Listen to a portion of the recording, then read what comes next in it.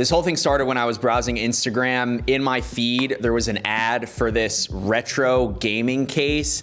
And for the first time ever, I purchased something on Instagram, not knowing whether or not I would get it. I also couldn't resist the fact that it was a whopping 50% off. Naturally, I chose the Supreme Red version. And then fast forward a couple of weeks, I received this arguably the worst packaging of a product that I've ever gotten. And for whatever reason, Atlanta was the city, but I somehow still got it. I cut the thing open and surprise, there's the case inside a little bit of bubble wrap with a micro USB charger. And I noticed how scratched the screen was, and of course there's a screen protector on it. And somehow, oh my God, this thing actually powered on. So this thing doubles as a case for your iPhone and this hybrid Game Boy NES. It's got 36 games programmed into it with cult classics such as Super Mario Brothers and Boom Man. There's Tetris on there, there's Pac-Man, there's Galaga, there's the original Mario Bros. There's a game called Nuts Milk, and all of them function as you'd expect. The screen is surprisingly high resolution, but remember, these games are only 8-bit, and they do look really good. So just a quick overview of the hardware.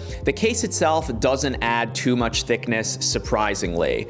It charges over micro USB, and the website says it's got up to 5 hours of playtime. There is a speaker on the thing so you can hear the games that you're playing, which is nice. All of the buttons are rubber. The sound button allows you to mute your sound or even change the volume levels, which is surprising. There's this S/P button, which stands for start and pause, I'm going to assume. The A and B buttons are backwards. If you take a look at the original NES controller and the Game Boy, this has the A and B button backwards, so it's kind of a pain in the butt to play any game. The D-pad works as you'd expect it to, and then there's an on-off button to turn the thing on and off, and then there's a reset button to go directly back to this home screen. So the thing actually works. I really didn't think that it would even turn on or work as well as it does, but it does. Also, yes, I know that the Supreme font is way off. I've only had it on my phone for a few hours, and it's definitely a little bit weird having like tactile buttons on the back of your case, and it's also a little bit weird to turn your phone upside down. However, having a Game Boy NES hybrid on the back of your phone